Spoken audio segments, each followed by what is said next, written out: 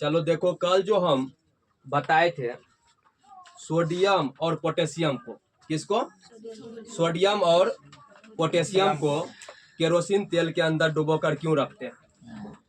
तो बताएगी, खड़ा हो तो तुम।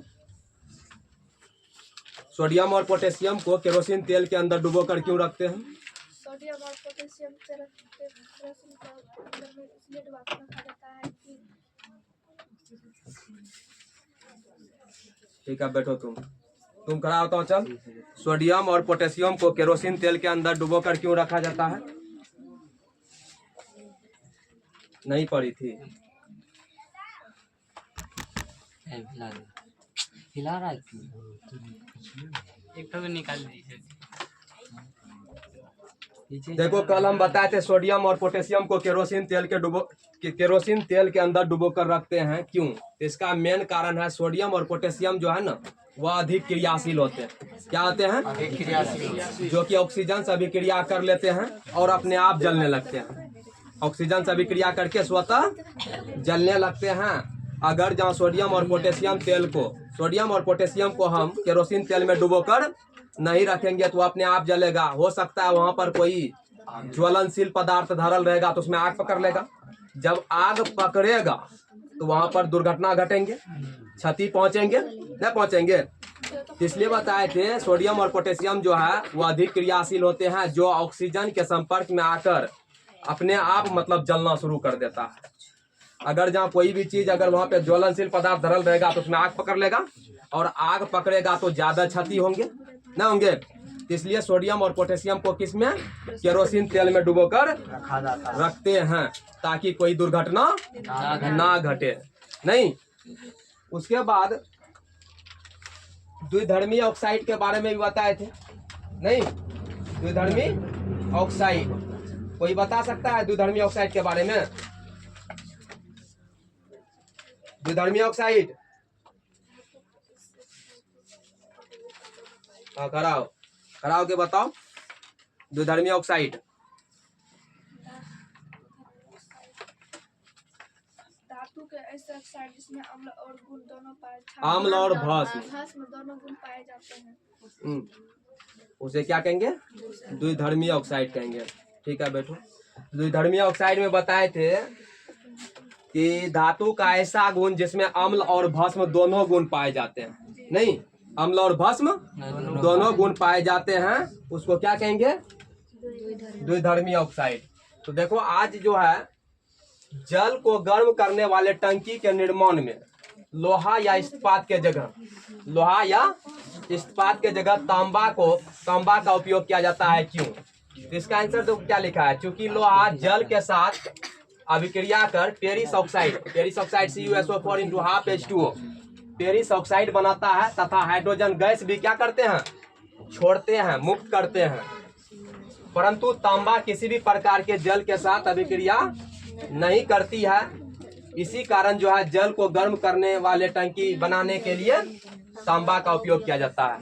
ठीक है, तो देखो, जल जो गर्म करते हैं, जल गर्म करती है, उस जल को गर्म करने वक्त ध्यान में रखना, जो बर्तन में गर्म करती है वह बर्तन क्या चीज का रहता है? तांबा का। क्या चीज का रहता है? तांबा। लोहा का भी बर्तन होता है। लोहा का एक लोहिया देखा है जिसमें क्या मतलब मकई तक भूंजते हैं। हाँ जी। उसमें गर्म करना पानी को, पानी में लगेगा कि छाली जैसा ऊपर में परत चढ़ गया है और वह पानी कैसा हो जाएगा? मतलब लगेगा कि आयरन के जैसा दिखाई देने लगेगा। नहीं, लगेगा कि उस पानी में क्या आ गया है? आयरन आ गया है। तो आयरन नहीं है, वो कॉपर, ये है फेरिस ऑक्साइड। क्या है? फेरिस ऑक्साइड है। इसका सूत्र होता है CuSO4 × ½ H2O। लेकिन वही जल को अगर हम तांबा के बर्तन में गर्म करेंगे, वही जल को अगर हम तांबा के बर्तन में करेंगे तो वह किसी भी प्रकार की अभिक्रिया जल से नहीं करेगा। यहाँ क्वेश्चन कर रहा है, जब हम जल को गर्म करते हैं तो लोहा या इस्पात के बर्तन में नहीं करते हैं, किसमें करते हैं? तांबा के बर्तन में करते हैं। क्यों करते हैं? इसका मेन रीजन यही है, अगर तुम लोहा में गर्म करेगा तो लोहा जो होता है जिसको आयरन बोलते हैं, Fe होता है उसका सूत्र।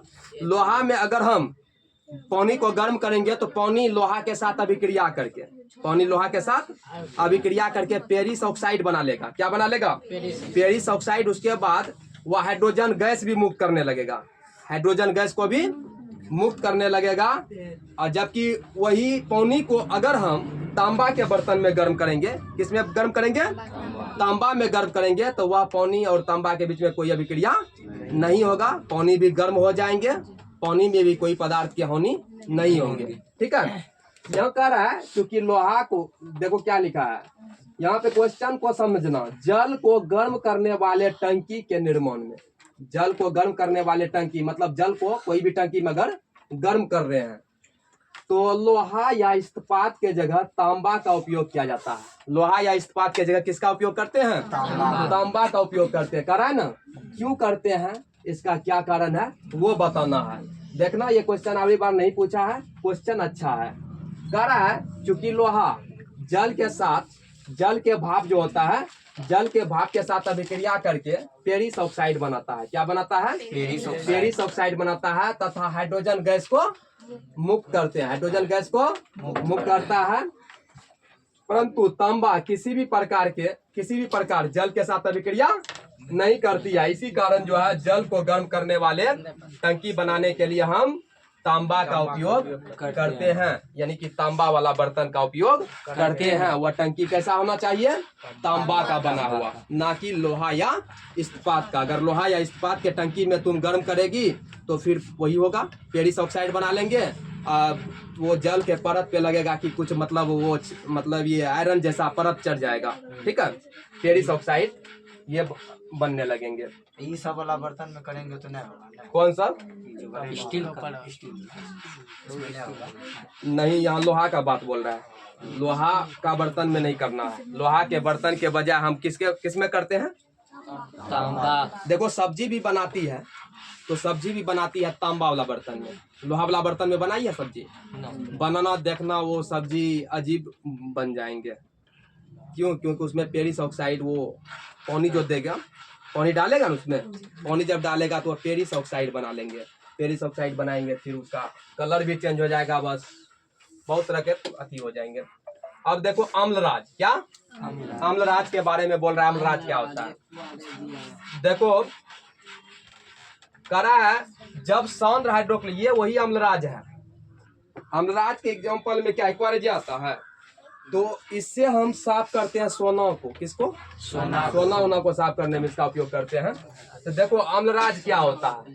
अम्लराज करा जब सांद्र हाइड्रोक्लोरिक अम्ल, जब सांद्र हाइड्रोक्लोरिक अम्ल जिसका सूत्र होता है HCl, क्या होता है? हाइड्रोक्लोरिक अम्ल। जब सांद्र हाइड्रोक्लोरिक अम्ल, सांद्र नाइट्रिक अम्ल NO2 N2O NH3 नाइट्रिक अम्ल है ना, NH3 NO2 नाइट्रिक ऑक्साइड हो जाएगा। नाइट्रिक अम्ल का सूत्र क्या होगा? NH3 HNO या NH3 होगा क्या? अमोनिया। N क्या? अमोनिया। अच्छा नाइट्रिक अम्ल NOH3 ऐसा नहीं होता, NH3 ही होता है, उसी को बोला जाता है अमोनियम ऑक्साइड। देखो करा जब सांद्र हाइड्रोक्लोरिक अम्ल, सांद्र हाइड्रोक्लोरिक अम्ल सांद्र नाइट्रिक अम्ल के साथ, सांद्र नाइट्रिक अम्ल के 3:1, ध्यान में रखना। ये दोनों मिश्रण को, एक मिश्रण है सांद्र हाइड्रोक्लोरिक और एक मिश्रण क्या है? नाइट्रिक अम्ल। ये दोनों मिश्रण को अगर हम 3:1 में मिलाते हैं, 3:1 में मिलाते हैं तो इस मिश्रण को ही क्या कहते हैं? अम्लराज कहते हैं। और उसके बाद ये ध्यान में रखना, यह अति संक्षारक और साथुम होते हैं। ठीक है, अति संक्षारक और साथुम होते हैं। अम्लराज समझ में आया? ध्यान रखना, दो मिश्रण, एक हाइड्रोक्लोरिक अम्ल का और एक नाइट्रिक अम्ल। ध्यान में रखना, क्या? हाइड्रोक्लोरिक अम्ल और एक नाइट्रिक अम्ल। ये दोनों मिश्रण को यदि हम 3:1 में मिलाते हैं, 3:1 में मिलाते हैं तो उसी मिश्रण को हम क्या कहेंगे? अम्लराज कहेंगे। समझ में आया? जी सर। अम्लराज अगर पूछेगा अम्लराज क्या है, 2 नंबर में पूछेगा। अगर पूछेगा तो डायरेक्टली बोलना, जब हम हाइड्रोक्लोरिक अम्ल, किसको? हाइड्रोक्लोरिक अम्ल और नाइट्रिक अम्ल को 3:1 में मिलाते हैं तो इस मिश्रण को ही क्या कहेंगे? अम्लराज कहेंगे। समझ में आई? करा के बोलो तो अम्लराज क्या होगा? जब सांद्र हाइड्रोक्लोरिक अम्ल और सांद्र नाइट्रिक अम्ल को को 3:1 में मिलाया जाता है तो इसी मिश्रण को तो इसी मिश्रण को अम्लराज कहते हैं। अम्लराज कहेंगे। नहीं, ठीक है बैठो। और यहाँ देखो अगला क्वेश्चन क्या है, जस्ता क्या है, जिसका सूत्र होता है Zn। नहीं, जस्ता कॉपर सल्फेट के विलयन से, जस्ता जो है कॉपर सल्फेट के विलयन से तांबा को विस्थापित कर देता है, लेकिन तांबा जिंक सल्फेट के विलयन से जस्ता को विस्थापित नहीं कर पाता है, क्यों? तो इसको ऑफ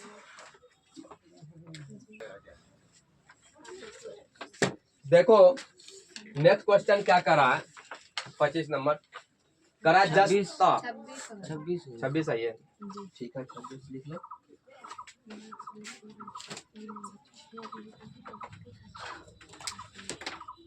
देखो कह रहा है जस्ता कॉपर सल्फेट के विलयन से, जस्ता जो है कॉपर सल्फेट के विलयन से तांबा को विस्थापित कर देता है, लेकिन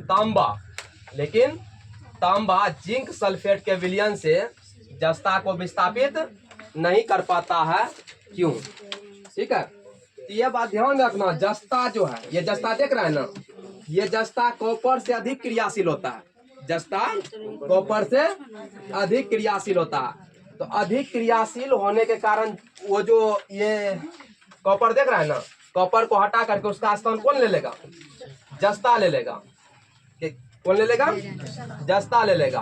फिर यहाँ पे देखो क्वेश्चन क्या कर रहा है, जस्ता कॉपर सल्फेट के विलयन से तांबा को विस्थापित कर देता है, लेकिन वही तांबा जो है जिंक सल्फेट के विलयन से जस्ता को विस्थापित नहीं कर पाता है, क्यों? तो जस्ता जिंक को विस्थापित नहीं कर पाएगा, इसका मेन कारण क्या है? जस्ता जो है जिंक से, ये जस्ता जो है देखो यहाँ क्या, ये जिंक हुआ, ये क्या है? जिंक है ना, ये कॉपर सल्फेट के विलयन है, ये जिंक है और ये कॉपर सल्फेट के विलयन है। अगर ये दोनों को अभिक्रिया कराएंगे, जैसे Zn यानी कि जिंक को अगर इससे अभिक्रिया करेंगे तो ये जिंक कॉपर सल्फेट से अभिक्रिया करके, कॉपर सल्फेट से अभिक्रिया करके जो कॉपर है, इस कॉपर को विस्थापित कर देगा। कॉपर को क्या कर देगा? विस्थापित कर देगा। क्यों? क्योंकि यह जिंक, ये जिंक जो देख रहा है ना, इससे अधिक क्रियाशील है, जिंक कॉपर से अधिक क्रियाशील है। यही जिंक सल्फेट के विलयन में अगर कॉपर को अभिक्रिया कराया जाए, कॉपर को अगर जिंक सल्फेट के विलयन में अभिक्रिया कराएंगे, यह कॉपर इससे कम क्रियाशील है। कॉपर जो है इससे क्या है? कम क्रियाशील है। कम क्रियाशील होने के कारण इसको कुछ नहीं कर पाता है। अरे दो आदमी के बीच में मान के चलो लड़ाई होगा, दो आदमी के बीच में लड़ाई हो रहा है, तो कोई आदमी पावरफुल है और कोई कमजोर है, तो लड़ाई होगा तो जीत किसका होता है? पावरफुल है। पावरफुल कमजोर को हटा देगा वहां से। अगर कमजोर पावरफुल से लड़ेगा तो पावरफुल आदमी का कोई मतलब कुछ कर पाएगा? पावरफुल तो जगह पर रह जाएगा, कमजोर आदमी अपने हट जाएगा। तो वही रीजन है ये क्वेश्चन में करा, जस्ता कॉपर सल्फेट के विलयन से तांबा को मार उड़ के हटा देता है ना, तांबा को क्या करता है? विस्थापित कर देता है, लेकिन तांबा जिंक सल्फेट के विलयन से जस्ता को विस्थापित नहीं कर पाता है, क्यों? इसका क्या कारण है? तो यहाँ पे देखो आंसर क्या कर रहा है, चूंकि जस्ता कॉपर से अधिक क्रियाशील है। कर दिया ना यहाँ पे, जस्ता जो है कॉपर से अधिक क्रियाशील होता है, इसी कारण जस्ता कॉपर सल्फेट के विलयन से तांबा को क्या कर देता है? विस्थापित कर देता है, तांबा को विस्थापित कर देता है। परंतु तांबा जिंक सल्फेट के विलयन से जस्ता को विस्थापित नहीं कर पाता है। समझ में आया? ये गप मत करो, समझ में आई है? अरे यहाँ पे देखो, यहाँ से समझना, ये है तुम्हारा जिंक का संकेत, ठीक है, ये कॉपर सल्फेट का विलयन है। अगर इस जिंक को हम इस विलयन से अभिक्रिया कराएंगे, इस जिंक को इसमें हम अभिक्रिया कराएंगे, तो यह जिंक कॉपर सल्फेट को हटा देगा, कॉपर सल्फेट को क्या कर देगा, विस्थापित कर देगा, उसके जगह पे आ जाएगा जिंक, इसके जगह पे क्या आ जाएगा, क्योंकि इसको यह जो है इससे अधिक क्रियाशील है, ये जिंक कॉपर से अधिक क्रियाशील है, ये जिंक है ना कॉपर से अधिक क्रियाशील है, अधिक क्रियाशील होने के कारण ये बड़प्पन तो दिखाएगा ना, इसको हटा देगा, इसके जगह पे क्या आ जाएगा, जिंक आ जाएगा। फिर वही जिंक सल्फेट के विलयन में अगर हम कॉपर को अभिक्रिया कराएंगे, जिंक सल्फेट के विलयन में कॉपर को अभिक्रिया कराएंगे, ये तो कम क्रियाशील है, कॉपर कम क्रियाशील है, किसके तुलना में, जिंक के तुलना में, जिंक अधिक क्रियाशील है। तो इसको जब इससे अभिक्रिया कराएंगे कोई फर्क नहीं कर पाएगा, क्योंकि ये कम क्रियाशील है, इसको विस्थापित नहीं कर पाएगा। समझा बात को। तो कह रहा है जब हम कॉपर सल्फेट के विलयन में, ये यहाँ से एक क्वेश्चन ये भी पूछेगा, कहेगा जब हम कॉपर सल्फेट के विलयन में, कॉपर सल्फेट के विलयन में जिंक का एक परत डालते हैं या जिंक का एक टुकड़ा डालते हैं, तो जिंक कॉपर सल्फेट को विस्थापित कर देता है, क्यों, जिंक कॉपर सल्फेट को विस्थापित कर देता है, अति कॉपर को विस्थापित कर देता है, क्यों। यहाँ पे आंसर तुम देगा, जिंक जो है ना, ये जिंक कॉपर से अधिक क्रियाशील है, जिंक कॉपर से अधिक क्रियाशील होने के कारण कॉपर सल्फेट के विलयन से कॉपर को विस्थापित कर देता है। उसी प्रकार यहाँ से क्वेश्चन और बना सकता है, जब हम कॉपर को जिंक सल्फेट के विलयन में डालते हैं तो कोई फर्क नहीं पड़ता है, कोई प्रभाव नहीं पड़ता है, क्यों। तो कहेगा कॉपर जो है जिंक से कम क्रियाशील होते हैं, कॉपर जिंक से कम क्रियाशील होते हैं, इसी कारण कॉपर जिंक को विस्थापित नहीं कर पाता है। ठीक है, उतार लो इसको। देखो कह रहा है, इससे जस्ट क्वेश्चन इसी प्रकार का था पीछे में। यहाँ क्या कर रहा है, जब लोहे के टुकड़ों को कॉपर सल्फेट के विलयन में डाला जाता है तो विलयन का नीला रंग धीरे धीरे क्या हो जाता है, मध्यम होने लगता है, क्या कारण है। देखो यहाँ पे ये लोहा है, क्या है, लोहा है, ये कॉपर सल्फेट का विलयन है। देखो जब लोहा को कॉपर सल्फेट के विलयन में डालते हैं, गप नहीं करेगी, लोहा को कॉपर सल्फेट के विलयन में डाले तो यह लोहा कॉपर से अधिक क्रियाशील होता है। लोहा क्या है, कॉपर से अधिक क्रियाशील होने के कारण यह कॉपर को क्या किया, विस्थापित कर दिया। देखो कॉपर का स्थान कौन ले लिया, लोहा ले लिया। तो जब लोहा को कॉपर सल्फेट के विलयन में डाला जाता है तो यह लोहा कॉपर से अधिक क्रियाशील होने के कारण यह लोहा को क्या कर देता है, विस्थापित कर देता है, और उसका स्थान कौन ले लेता है, लोहा। देखो लोहा ले लिया, उसका स्थान दे, लोहा उसका स्थान ले लिया और कॉपर को क्या कर दिया, विस्थापित कर दिया। पहले जो ये रंग था, ये रंग पहले नीला था, कैसा रंग था, ये कॉपर सल्फेट का रंग नीला होता है, कैसा होता है, ये नीला था, पहले ये नीला था। जब लोहा से इसको अभिक्रिया कराए तो कॉपर से, तो उसको कॉपर तो उससे निकल गया ना सल्फेट से। देखो कॉपर यहाँ, ये देखो कॉपर नजर आ रहा है, अभिक्रिया करने के बाद कॉपर गायब है रे, तो ये सल्फेट से कॉपर हट गया, कॉपर का स्थान कौन ले लिया, लोहा ले लिया है ना। तो लोहा जब, अच्छा मान के लो दो पदार्थ को मिला रहे हैं, कोई एक पदार्थ उससे निकाल लिया जाए तो उसके रंग में परिवर्तन होगा कि नहीं होगा, होगा ना। तो वही कह रहा है, कॉपर सल्फेट के विलयन में जब हम लोहा को डालते हैं, यह लोहा कॉपर से अधिक क्रियाशील होने के कारण ये कॉपर को क्या कर देता है, विस्थापित कर देता है। इसी कारण जो है विलयन का नीला रंग धीरे धीरे क्या होने लगता है, मध्यम होने लगता है। सिर्फ समीकरण को ध्यान में रखेगा, समझा, नहीं समझ में आया। कह रहा है कॉपर सल्फेट के विलयन में जब हम लोहा के टुकड़ा को डालते हैं, कॉपर सल्फेट के विलयन में लोहा के टुकड़ा को डालते हैं तो विलयन का रंग नीला से धीरे धीरे मध्यम होने लगता है, क्यों, पहले जो नीला था वह मध्यम होने लगा, क्यों, इसका क्या कारण है। तो बोलना है लोहा जो है ना, लोहा जिसको संकेत में हम Fe लिखते हैं, संकेत लोहा का क्या होता है, Fe होता है। तो लोहा के टुकड़ा को जब हम कॉपर सल्फेट के विलयन में डालते हैं, लोहा के टुकड़ा को कॉपर सल्फेट के विलयन में डालते हैं तो ये लोहा अधिक क्रियाशील होने के कारण, कॉपर से अधिक क्रियाशील होने के कारण कॉपर को लोहा क्या करते हैं, विस्थापित कर देते हैं, और कॉपर का स्थान ले लेता है कौन, लोहा। इसलिए उससे तो कॉपर निकल गया उस विलयन से, उसके स्थान पे आ गया लोहा।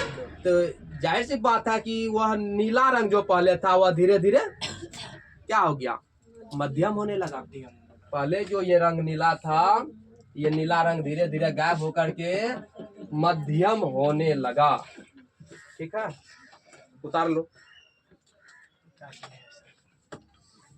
उतार लिया। क्या क्वेश्चन हुआ आज रे? 28 हो गया सर। देखो कह रहा है 28 नंबर का क्वेश्चन, धातु के क्रियाशील श्रेणी क्या है?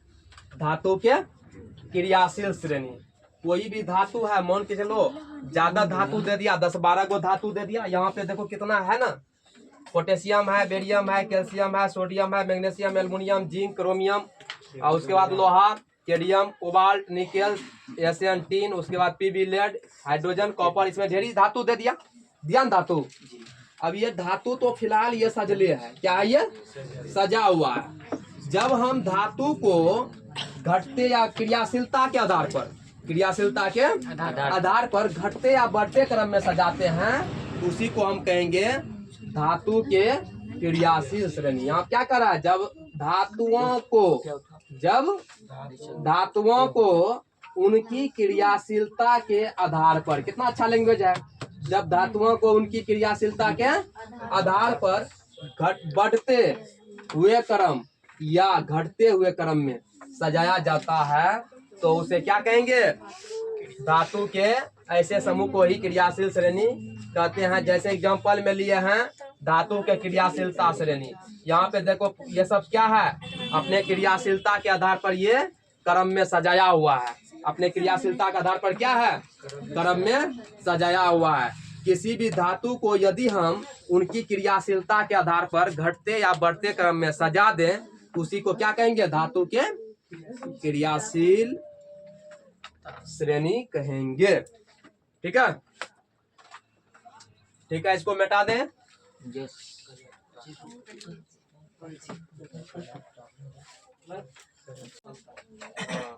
कितना महान सब। देखो कह रहा है धातु की क्रियाशीलता की विशेषता को लिखे। आज का लास्ट क्वेश्चन, धातु की क्रियाशीलता के विशेषता को लिखे। देखो धातु के क्रियाशीलता की विशेषता क्या होते हैं। पहला कह रहा है धातु की क्रियाशीलता की विशेषता निम्नलिखित है। पहला कह रहा है इस श्रेणी में पोटेशियम सबसे अधिक क्रियाशील धातु और सोना सबसे कम क्रियाशील है। ध्यान में रखना, ऑब्जेक्टिव बनाएगा सबसे अधिक क्रियाशील धातु है। ऑब्जेक्टिव बनाएगा क्या? सबसे अधिक क्रियाशील धातु है, तो क्या होगा सबसे अधिक क्रियाशील? सबसे अधिक क्रियाशील धातु देख लो क्या है, पोटेशियम, जिसको हम के संकेत भी लिख सकता है ऑप्शन में। पोटेशियम का होता है के। ठीक है, सबसे अधिक जो है क्रियाशील धातु पोटेशियम होता है और सबसे कम जो होता है सोना होता है। सोना का संकेत क्या होता है? यू हो सकता है ऑप्शन में, इसका संकेत ही दे दे। तो ध्यान में रखना सबसे अधिक क्रियाशील धातु जो होता है वह होता है पोटेशियम और सबसे कम क्रियाशील धातु होता है सोना। दूसरा नंबर में देखो क्या कर रहा है, इस श्रेणी में हाइड्रोजन से ऊपर, अभी हाइड्रोजन में टिक भी किए थे क्रियाशील में, हाइड्रोजन से ऊपर जितना भी होगा कर रहा है, हाइड्रोजन से ऊपर की सभी धातुएं अधिक विद्युत धनात्मक होती है। हाइड्रोजन से ऊपर जो है, हाइड्रोजन से ऊपर जितना भी धातु होगा वह अधिक विद्युत धनात्मक होगा, अधिक विद्युत धनात्मक होगा। तीसरा कह रहा है इस श्रेणी में ऊपर से नीचे आने पर, ऊपर से मतलब नीचे आने पर, ऊपर में था ना पोटेशियम, ऊपर से नीचे आने पर उनकी क्रियाशीलता घटती चली जाती है। अगर जहां सबसे अधिक क्रियाशील पोटेशियम था, अभी क्रियाशील श्रेणी लिखाए थे, ध्यान रखना है लड़का, क्रियाशील श्रेणी लिखाए थे, वो क्रियाशील श्रेणी को याद कर लेना, क्योंकि उससे जो है अभी हम बताए थे क्वेश्चन क्या होता है जब कॉपर सल्फेट के विलयन में जिंक को डाला जाता है, तो जिंक वहां पे जिंक का पोजीशन देखना और कॉपर का पोजीशन देखना। कॉपर के तुलना में जिंक उससे ऊपर होगा, कॉपर के तुलना में जिंक देख लो उसमें ऊपर होगा, इसलिए जिंक क्या करते हैं, कॉपर को विस्थापित कर देते थे। ठीक है, यहाँ कह रहा है इसमें जो है ऊपर से नीचे आने पर, ऊपर से नीचे आने पर क्रियाशीलता क्या होते हैं? घटती चली जाती है, घटती चली जाती है। और अगला पॉइंट ये भी याद रखना, जो कम क्रियाशील धातु होगा, जो कम क्रियाशील धातु होगा, अधिक क्रियाशील वाला धातु जो है उसको क्या कर देंगे? विस्थापित कर देंगे। ध्यान में रखना, जो कम क्रियाशील धातु रहेगा, अधिक क्रियाशील धातु उसको क्या कर देंगे? विस्थापित कर देंगे। आज बस इतना ही रहने दो, नेक्स्ट डे देखेंगे, पढ़ के आना है सबको।